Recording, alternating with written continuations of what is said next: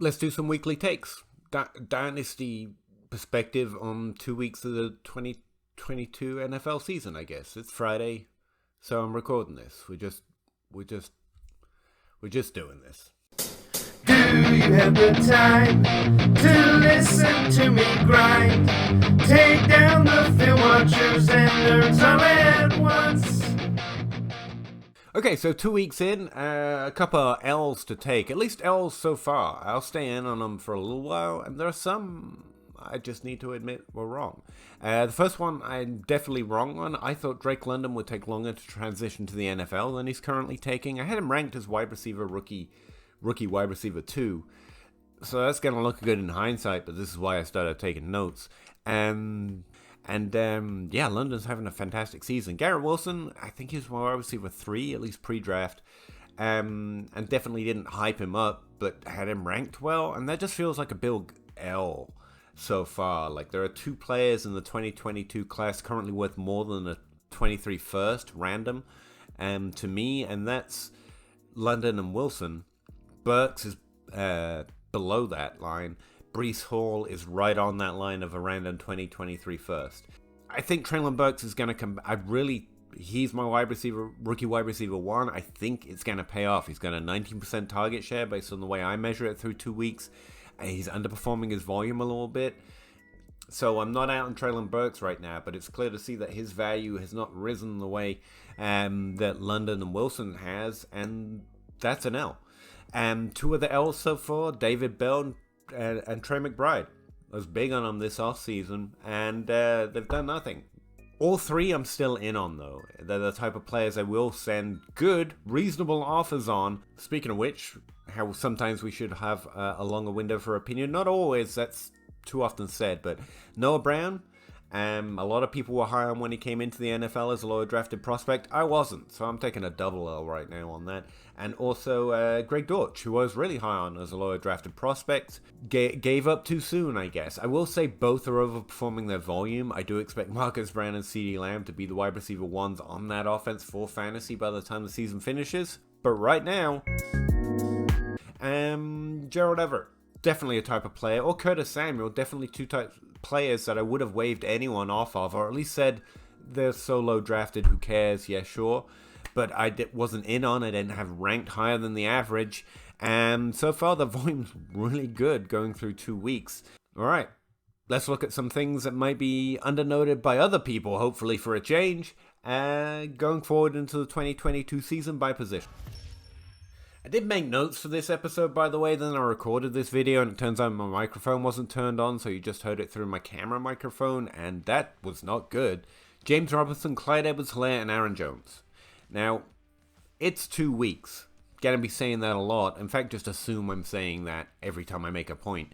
But we do want to make as strong a decision as we can as early as possible. I really make to wait to week 3. That's kind of my line when I start making decisions. But week 2 is an important point. Aaron Jones and A.J. Dillon. A.J. Dillon's got the volume. Aaron Jones is phenomenal. The Green Bay Packers always split the workload. True. And Aaron Jones just had a fantastic game. He's rosterable. But if I were to guess how this season plays out, I would be taking an L from my preseason opinion, which was that Aaron Jones was going to be the lead running back on this offense. Through 2 weeks, despite the points per game, A.J. Dillon has the volume. And we should know that as early as possible, so now you know it. James Robinson, I honestly think that's just a function of the offense honestly trying to figure out how they wanted to balance ETN and James Robinson run. So I think his expected points share, which is currently like 23rd, is going to come up a little bit. He's going to be startable the rest of the season outside of an injury. And so I think that's just noise. Clyde Edwards-Helaire, I honestly feel like that efficient role exists in Kansas City for Clyde Edwards-Helaire, and this year he's really coming good on it through the first 2 weeks. But finishing in the top 12, as I hope this preseason, might be a high expectation. Now, right now, I don't think his value is going anywhere, so I think he's startable. I think he has top 12 upside still. I still think he's worth the second-round pick that most people would value him at. But it's worth noting that his expected points percentage isn't in line with his points per game. Isaiah Pacheco, The rookie that everyone got excited about this preseason is garnering enough attention that he's sharing that backfield more than his points per game outlook looks. 3 running backs outside the top 12 in points per game with top 12 expected points percentages. I don't think there's discounts on any of these guys, by the way. Discounts and buy low, like, it gives the wrong opinion. Go send reasonable offers on, because the people rostering them might be more shy of what the rest of the season looks like than we should be right now. Javonte Williams is a top 12 running back in expected points share. So is David Montgomery, and so is Leonard Fournette. All 3 are outside the top 12 in points per game. It's 2 weeks. Whoever's got them on their roster, if it's not you, probably isn't too worried, but they may be interested in a more reasonable offer if you're looking to win this year. Javonte Williams is kind of a all-situation offer as well.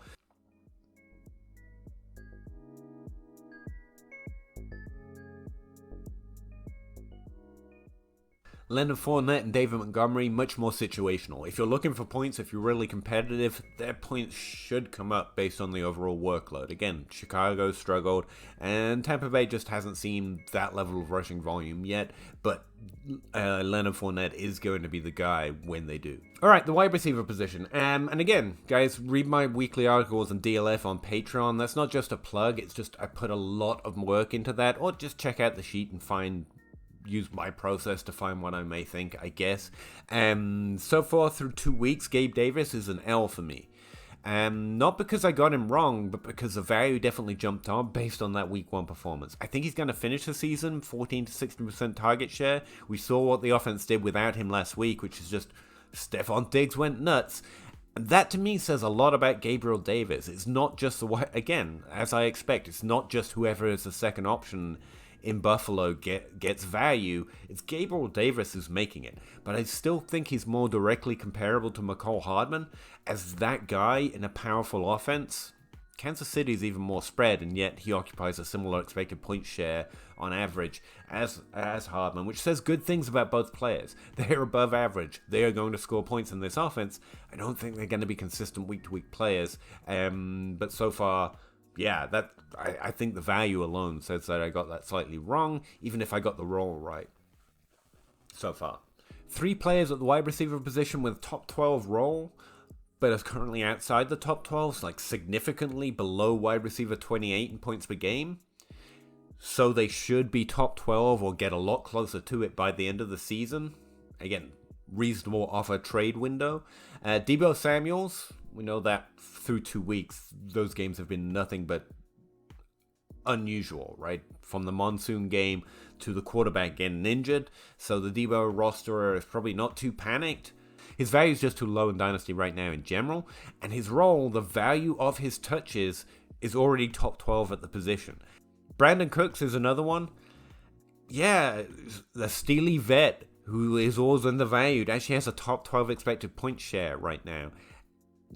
Top 12 is probably too strong for his overall finish, but his volume has been phenomenal through 2 games, and he's always been undervalued. If you're looking for points this year, I don't think there's a better bet at the wide receiver position than Brandon Cooks right now, unless it's Deebo Samuel, or unless it's CeeDee Lamb. And again, got hammered last week for calling him a points bet. If you don't think he can score points this year, don't trade for him in Dynasty. In fact, trade him away.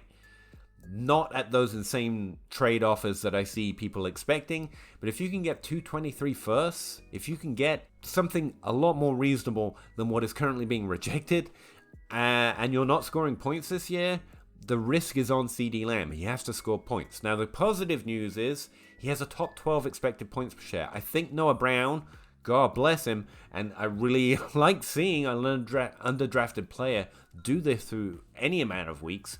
But CeeDee Lamb should start scoring points on that volume, and Dak Prescott's coming back. The other one, well, I almost wasn't going to mention this because the expected points he's actually getting is around 14 expected points per game, which is not top 12 level. But we also know that he will have blow-up games, even this year, even if I don't expect him to finish top 12 this year. And it's worth noting because there's been a trade for him window for a while in Dynasty. He's young, he's good, he's proven. But his offense sucks, as is often the case with trade for him candidates. DK Metcalf's expected point share currently ranks inside the top 12. Again, I don't expect him to finish there this year. What it says to me is he's due a blow-up game, even if it's just for a 16-point game here and there. And so if you're looking to trade for DK Metcalf, that window might be closing if such a window exists in your league. All right, tight end. Second week in a row, I'm going to mention Isaiah Likely. His expected point share is inside the top 9, which means if it maintains, he should finish inside the top 12. Now, it probably won't. That offense is strongly funneling through the tight end position. Rashad Bateman is living through talent alone, just taking any target that's not going to the tight ends. I still think he might finish inside the top 36 and disappoint somewhat, but through 2 weeks, wow. He's a great player and you're pretty happy to be rostering. There's no reason to undervalue in Dynasty, even if his production falls off. Like, there are no questions here. But if it does, Isaiah Likely is already getting, a 15% target share through 2 weeks, and he's getting a top 12 expected point share, which totals like 9.8 expected points per game. Again, he is expected to score double-digit points every week, which isn't great, but it is a top 12 tight end. Will he get there? I don't know.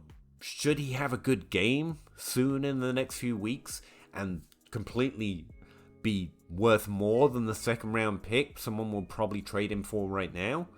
Yes. Is he the future Travis Kelce or Mark Andrews? No. But if you're looking for value at the tight end position, Isaiah Likely for a second round pick or less, like Greg DeLuch, and a third for Isaiah Likely, that would be a win. Something like that. Evan Ingram and Hayden Hurst are also currently ranking in the top 12 of expected points share. I'm much more likely to trade for Likely. Yeah, that sentence works. Or trade for Evan Ingram, because I think he's going to have that usable floor. In fact, his expected points overall is higher than Hayden Hurst. Just check that.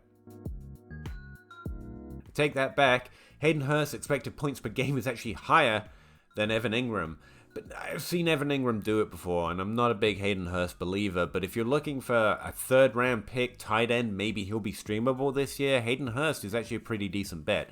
Top 5 expected points percentage share also exists out there for probably less than a second, but more than a third.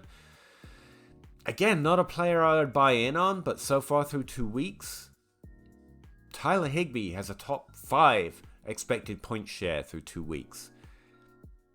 Yeah, it's probably going to fade over towards Allen Robinson more and more as the season progresses, but we also know that man can score 3 touchdowns in a single game every now and again, and should really learn just to remember to do what Sean Siegel says, despite how much he liked KJ Hamler this offseason. I'm pretty sure he liked KJ Hamler.